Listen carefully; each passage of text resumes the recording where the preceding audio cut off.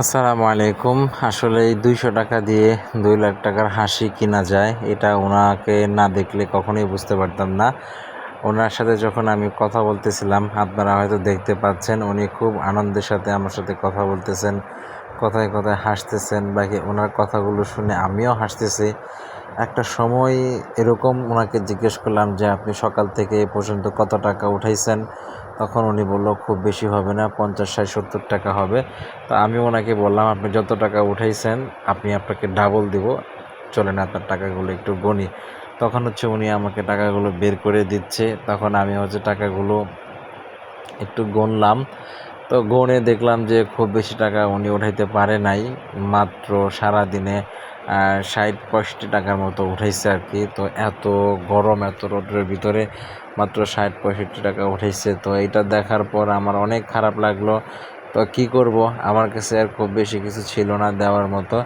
এজন্য আমি ওনাকে খুব বেশি কিছু দিতে পারি নাই। তবে আমি যতটুকু পারছি ততটুকু দিয়েই চেষ্টা করছি ওনার পাশে দাঁড়ানোর জন্য। আমি সামান্য কিছু দিয়ে ওনাকে একটু সহযোগিতা করছি, যেটা আমার কাছে মন থেকে করছি। এটা আমার জন্য যথেষ্ট পরিমাণে, যদিও ওনার জন্য ছিল না, কিন্তু আরেকটু করতে পারলে হয়তো ভালো হইতো। কিন্তু আপনারা সবাই যদি আমার ভিডিওগুলো দেখেন এবং আমাকে উৎসাহিত করেন, সাপোর্ট করেন, ইনশাআল্লাহ সবসময় আমি চেষ্টা করব আগামী থেকে এরকম আরও ভালো ভালো ভিডিও করে আপনাদের মাঝে উপহার দেওয়ার জন্য।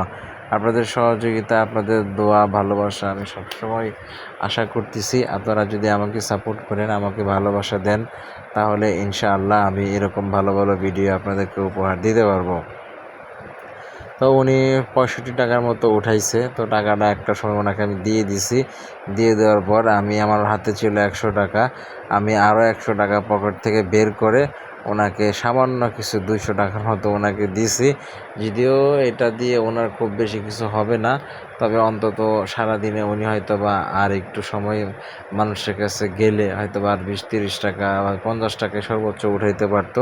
কিন্তু ওনাকে আমি ২০০ টাকা দিয়ে বলছি যে, চাচি আপনাকে আর এখন টাকা উঠাইতে হবে না, আপনি বাড়িতে চলে যান আজকের দিনের জন্য অন্তত। তখন উনি আমাকে দোয়া করে দিছে। আমার সাথে আমার ছেলেটাও ছিল, তো আমার ছেলেকেও দোয়া করে দিছে।